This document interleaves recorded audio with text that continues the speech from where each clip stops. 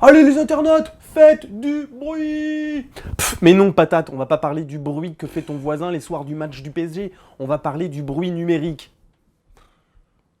Vous l'avez certainement compris, cette vidéo s'annonce assez légère et assez courte, puisque le sujet est assez simple, le bruit numérique. Vous l'avez déjà vu dans une autre vidéo, en tout cas on a introduit cette notion dans la vidéo sur l'impact de vos réglages sur vos photos.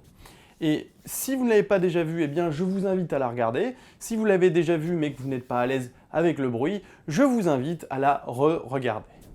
Le bruit, qu'est-ce que c'est? Eh bien, de manière générale, quand on parle de bruit, on parle de dégradation de l'image.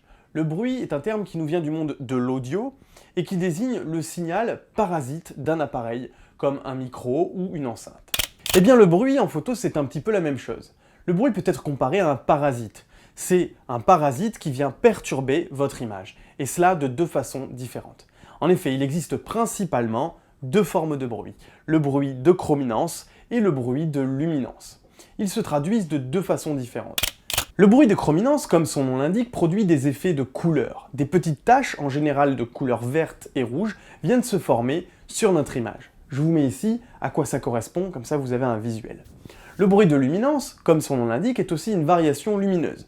Nous avons donc une variation, plus claire ou plus foncée, donnant ce genre d'effet. Le bruit de luminance a tendance à dégrader fortement la définition de votre image. Tous ces petits artefacts sont dus, comme vous le savez, à la sensibilité de votre capteur. En effet, plus votre ISO sera bas, 100 ISO, 200 ISO, moins vous aurez de bruit sur votre image. Plus votre image sera propre, et en revanche, plus vous l'augmenterez, et plus vous aurez l'apparition de ce genre de phénomène disgracieux. Pour nos appareils, on parle de montée ISO, et vous allez voir que nous ne sommes pas tous égaux face à ce phénomène de bruit. On parle de bonne montée ISO ou de mauvaise montée ISO. Et c'est en quelque sorte la façon dont votre boîtier va gérer le bruit de votre image lors de la montée des ISO. La montée de la sensibilité, en gros. Pour vous donner un exemple, mon 1100D Canon est un boîtier d'entrée de gamme. Sa montée ISO est donc bien meilleure que beaucoup d'appareils compacts, mais elle reste, pour un réflexe, assez mauvaise. À partir de 800 ISO, on a déjà un phénomène de bruit assez important. Alors qu'avec mon D800, qui est une gamme expert pro, on va dire, eh bien, il faudra que je dépasse les 6400 ISO pour avoir la même quantité de bruit sur mon image. Alors, on parle souvent également d'images propres ou d'images sales quand on désigne le bruit.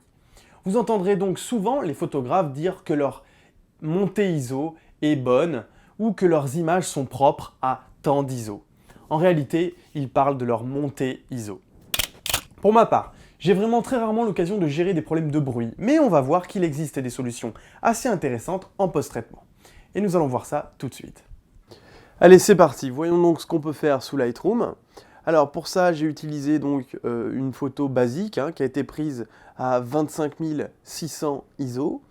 Donc on a quand même pas mal de bruit dans cette photographie, même si c'est pas scandaleux et que mon D800 a quand même tendance à bien gérer la montée ISO. On est sur un bruit quand même de luminance très important. Pourquoi?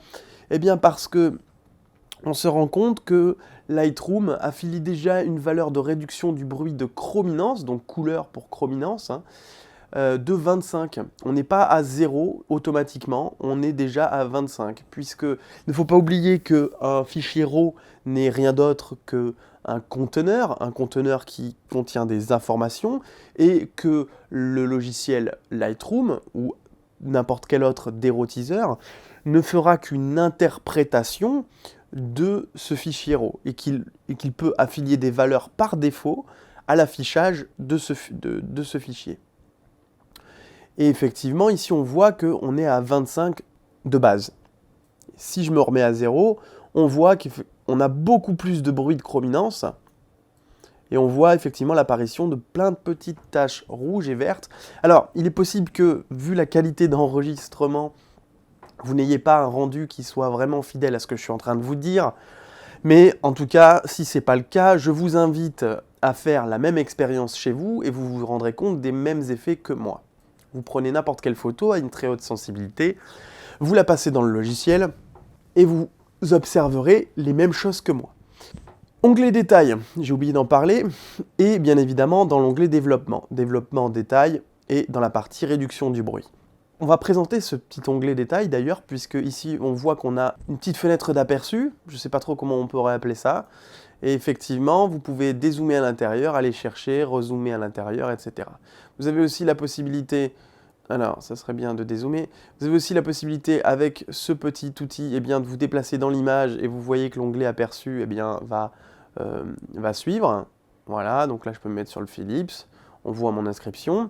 Vous avez aussi la possibilité de travailler à 100%, c'est ce que je vous conseille d'ailleurs. Donc pour travailler à 100%, vous mettez sur 1 sur 1 ici, donc zoom photo à 100%. Vous allez retrouver la même inscription ici dans zoom. Et vous avez la possibilité de vous déplacer dans l'onglet visualisation, tout simplement en prenant le petit carré et en se déplaçant dans l'image. Donc c'est très intéressant. L'onglet navigation, pardon, j'ai dit visualisation. Je suis fatigué ce matin et je suis malade, donc je vous prie de m'excuser d'avance. Voilà. Et effectivement, on voit qu'il y a un bruit qui est quand même assez important. On va double-cliquer sur couleur ici. Vous allez voir qu'il se remet à 25. Donc en réalité, quand on double-clique sur un réglage, il se réinitialise. Donc on voit bien que 25, eh bien, c'est la valeur de base de Lightroom. Si d'ailleurs je me déplace, on va passer en blanc. On va passer dans un blanc 100%, on va dire. Alors que lorsque on est sur la valeur de base, voilà 25 est grisé. On le retrouvera grisé. C'est donc notre valeur de base. En revanche, pour la luminance, eh bien, Lightroom n'affilie aucune valeur par défaut. On est à 0. Et on va voir eh bien, qu'on peut vraiment diminuer le bruit de notre image. Alors, le problème, vous allez vous en rendre compte, c'est qu'en bougeant la réduction du bruit de luminance, eh bien, on va avoir tendance à lisser complètement notre image. On le voit ici, il n'y a plus du tout de bruit, mais il n'y a plus non plus de détails. On le voit ici, ça donne un rendu quand même un petit peu surnaturel sur notre télécommande, notamment ici. On a complètement lissé notre image. Et c'est pas vraiment ce qu'on recherche puisqu'on veut quand même un minimum de détails. Si je me remets à 0, vous voyez effectivement la différence est assez flagrant. Je vais donc essayer de ne jamais dépasser une valeur de 40-50. Voilà, là on est sur un maximum. Et vous allez voir que eh bien, il y a quand même énormément de différences. Je vais faire un petit avant-après. Et vous voyez effectivement que on a quand même beaucoup réduit notre bruit de luminance. Vous avez la possibilité aussi, avec les deux onglets qui sont dessous, l'onglet détail et l'onglet contraste, de récupérer un petit peu de structure, on va dire, en tout cas récupérer du détail. Si vous avez été un petit peu trop loin dans l'onglet luminance, eh bien on peut récupérer un peu de détail. Maintenant, voilà, bon, vous allez certainement pas le voir à l'écran, mais sachez que, alors je vais me mettre en plein écran parce que j'ai plus besoin de l'onglet navigation à gauche. Voilà, vous n'allez pas forcément voir la différence, mais sachez que vous allez récupérer de la structure. Faites le test à la maison, vous le verrez bien. Vous allez récupérer de la structure dans le détail. Donc ça peut être intéressant, pareil pour contraste. Et effectivement, vous allez récupérer quelques micro-contrastes et donc un peu plus de détails. On a quand même bien géré le bruit et on va voir qu'on peut encore aller un petit peu plus loin avec l'onglet couleur puisque eh bien, on est allé sur une valeur de 25, que à 0 c'est absolument dégueulasse, à 25 c'est pas mal, mais vous allez voir que effectivement, bon vous allez peut-être pas le voir à l'écran. Encore une fois, je m'excuse de la qualité de l'enregistrement, hein. Mais si vous allez encore plus loin, eh bien, vous allez vous rendre compte que eh bien, vous allez rattraper encore du bruit structurel, du bruit de chrominance. Vous avez la possibilité, encore une fois, de récupérer un petit peu. Le problème, c'est que si vous allez trop loin dans l'onglet bruit de chrominance, vous allez perdre aussi des teintes. Vous allez perdre en tout cas un peu de couleur. Vous allez attaquer un peu la couleur. Et vous avez la possibilité, grâce à l'onglet détail et lissage derrière, eh bien, de récupérer un petit peu ces teintes, notamment avec l'onglet détail. Alors là, ça va pas être flagrant, puisqu'effectivement, j'enregistre à 1080 pixels, en 1080p, pardon. Du coup, vous verrez pas forcément le rendu. Mais faites le test chez vous, et vous allez vous rendre compte que ça fonctionne. J'ai oublié de vous parler du premier conseil. Pour gérer le bruit, faites-le bien évidemment en fichier RAW. Ça me paraissait être une évidence, c'est pour ça que tout à l'heure j'ai employé le terme de RAW quand je parlais de mon fichier. Vous devez travailler en RAW. Si vous ne travaillez pas en RAW, la gestion du bruit sera beaucoup plus limitée. Vous allez pouvoir aller beaucoup plus loin avec un fichier RAW, puisque c'est un fichier conteneur qui va contenir tout un tas d'informations qui ne sont pas compressées. Vous aurez la possibilité d'aller plus loin dans la gestion du bruit, même si aujourd'hui on a des JPEG qui sont quand même très bons dans ce domaine. Vous irez toujours beaucoup plus loin en utilisant des fichiers RAW. Nous avons parlé de photographie numérique, mais qu'en est-il de l'argentique? Eh bien, en argentique, le bruit n'existe pas, puisque le bruit est un phénomène électronique. En revanche, il existe un phénomène connu de tous les photographes argentiques, et qui s'appelle le grain. Le grain est dû à un regroupement de grains d'argent sur la pellicule argentique. Ces petits grains, c'est un petit peu l'équivalent de nos photocites sur notre capteur, puisque c'est eux qui sont sensibles à la lumière, d'où le nom d'argentique. Ces petits amas de grains sont donc visibles à l'image. Ce phénomène de grain ne doit pas être confondu avec le bruit numérique, même si son apparition est due au même réglage, c'est-à-dire la sensibilité.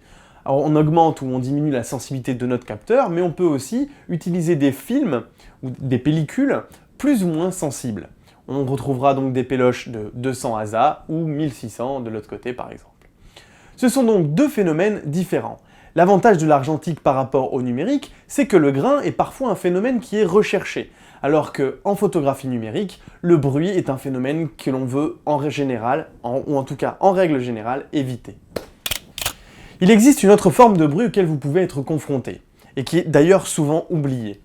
Lorsque votre capteur chauffe, eh bien, il produit un bruit sur l'image. Ce bruit s'appelle le bruit thermique, et on le retrouvera lorsque l'on aura des pauses longues, des pauses de plusieurs secondes. Votre image sera donc dégradée. Pensez donc, lorsque vous faites une pause assez longue, à régler dans votre boîtier la fonction réduction du bruit. Attention chez Nikon à ne pas la confondre avec la fonction réduction du bruit ISO, qui est une réduction du bruit due à la sensibilité, et que je ne vous conseille pas d'activer d'ailleurs. Cette fonction fera ce que l'on appelle le noir, ou le dark. En fait, le boîtier reprendra la même photo, comme si vous aviez mis votre capuchon d'objectif, c'est-à-dire qu'elle fera la même photo, mais dans le noir, reproduisant ainsi juste le bruit dû à la chauffe du capteur. Ensuite, il fera ce que l'on appelle, en quelque sorte, la soustraction de ces deux photos pour enlever le bruit de la première. Cette fonction est assez performante, mais elle a un inconvénient, c'est que votre boîtier, après la prise de vue, eh bien, travaillera pendant le même temps que la prise de vue. Si vous faites donc une pause de 10 secondes, eh bien, il faudra attendre 20 secondes en tout, c'est-à-dire votre temps de pause, plus derrière encore le même temps que votre temps de pause. Chez Nikon, par exemple, il vous mettra l'inscription Job NR, NR comme Noise Reduction, je pense. Là, je suis pas sûr de moi pour le coup. La rubrique à retenir. Alors la rubrique à retenir aujourd'hui va être très courte aussi. Pour avoir le moins de bruit possible dans votre image, limitez la montée ISO de votre appareil. Dans la mesure du possible, restez sur une valeur la plus basse possible de sensibilité. 100 ISO, 50 ISO si vous avez la possibilité, 200 ISO, etc. Et si vous faites une pause très très longue, n'oubliez pas d'activer la fonction dans votre boîtier de réduction du bruit. Et voilà, tout simplement, cette vidéo est terminée. Moi, je vous dis à la semaine prochaine. N'oubliez pas de partager, c'est très important. Si vous avez des questions, mettez-les dans les commentaires, j'y répondrai avec grand plaisir. Et n'oubliez pas, partageons. Non mais sinon, faites du bruit, allez les internautes. Tu trouves pas que ça fait un peu Jackie et Michel? Oui, c'est vrai, t'as raison, mais bon, on s'en fout. Sinon, on n'est pas schizophrène. Hein. On essaie de se soigner, mais ça va, on va bien. On va mieux. Hein?